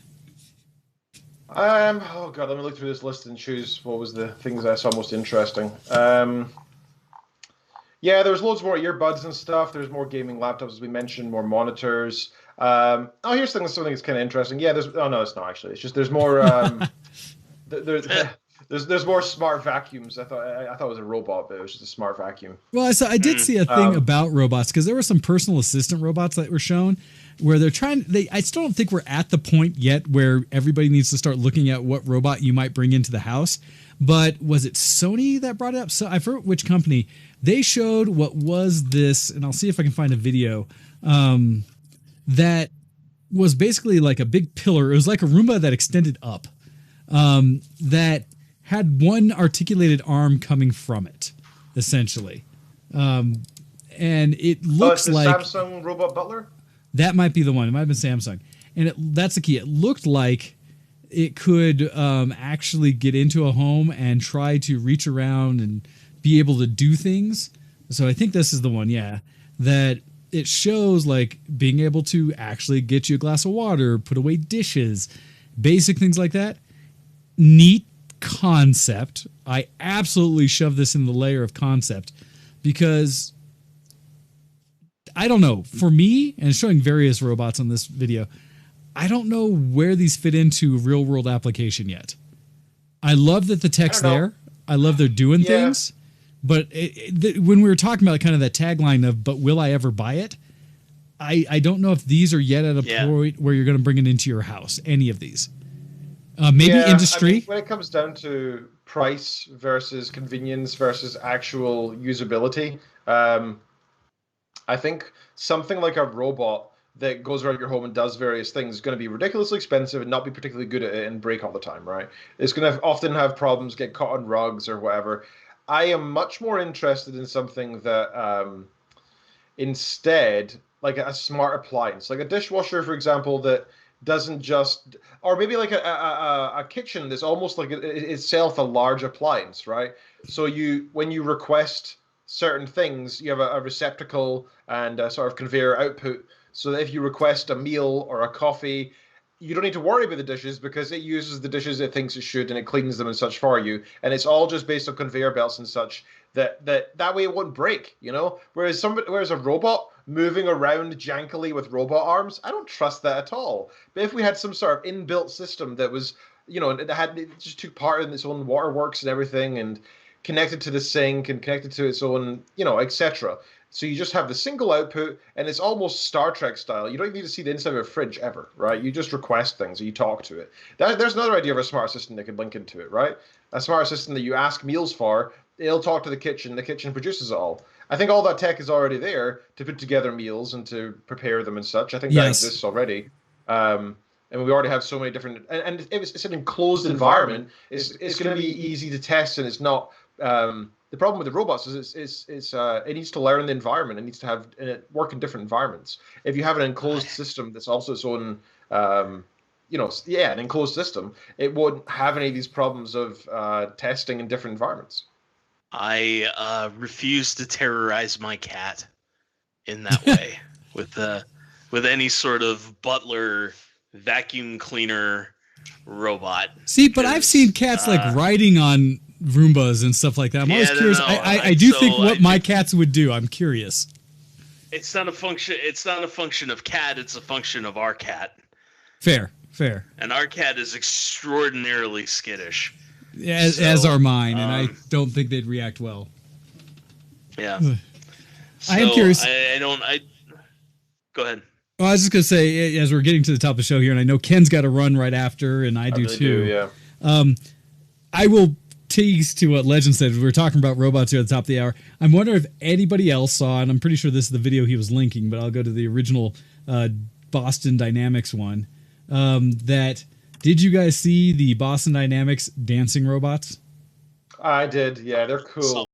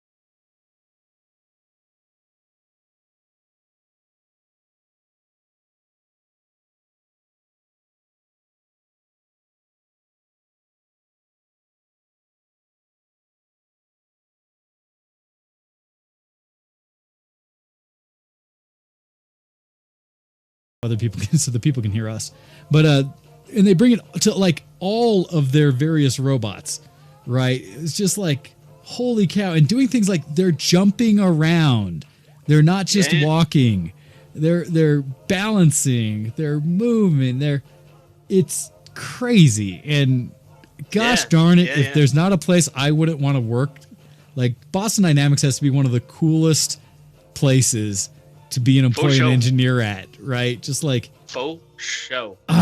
These guys are amazing. Definitely. I was going to mention that at Vidara in Vegas, when we went in the summer to 2018, we had a robot deliver us room service. Oh, see? Yeah. That's just cool. Yep. And it was all integrated, right?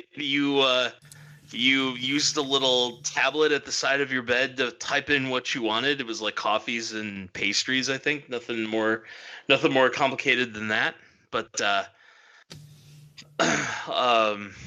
Yeah, it's this little robot thing, probably, I don't know, 3 feet tall or whatever, maybe 4 feet tall. With the thing is, it opened its lid, and it packed in there was the stuff we ordered. We took it out. It said or emoted buy as it was leaving, and then we had to, we were asked to leave feedback on how we felt about having a robot deliver us our room service. So nice. It was pretty cool. Well, and to kind of what Legend was saying again, we continue to get closer and closer to a Star Trek environment and world here in just humanity today. And I know I am in general a fan. Now, granted, I will also say I love tech. That is one of my joys, is just seeing the innovation that goes out there and seeing what I might play with in the future. So hopefully you guys also have some love of that, as we talked about on the show today. We will wrap it up here and let Ken get us out of here, since we all have places to be. Sorry, Ionis, I will not be in the chat after show today because I got to go drive places. No, me neither. Unfortunately, work starts early tomorrow, and I have stuff that needs done before early afternoon. So yep. So we are going to be bailing today, but hopefully you guys have enjoyed our random kind of conversation about technology and where things are today and what we hope to see coming up in the future, as we did a little bit more wrap of CES along with some various random topics. Ken, if you could lead us out of here today, I would like, please, everybody, if you'd like to email us in and let us know at VtWShowX@gmail.com, things you saw around the CES coverage that we might have missed, or in general, as we're still at the beginning of the year, technology you see that's currently on the horizon that may be coming out this year that we might have missed. We'd love to know what you guys are excited for this year in technology. But with that, we're going to get out of here. Ken, could you do us the honors? Is he here? He might not. He might have actually left as he was doing the link trees and stuff. I just see the blank face. So maybe he did leave without... I might have missed when he said, yep, I got to get out of here. Admittedly, what he said, I think, was work-related. So Ken's out of here. In his behalf, we got like Linktree and stuff that he posted in there. The whole... He did the Where My Pros at www.linktr.ee for Linktree, as well as the ShowX one to catch all our updates and things about us. But I think he did run from us with that. So with that, everybody, we're going to be out of here, and we will chat with you again next week. And to you all, as without a Ken, we will say a very good and happy salute. And we are out of here, everybody. Have a good week. Bye-bye. Bye. Goodbye. See you next zombie.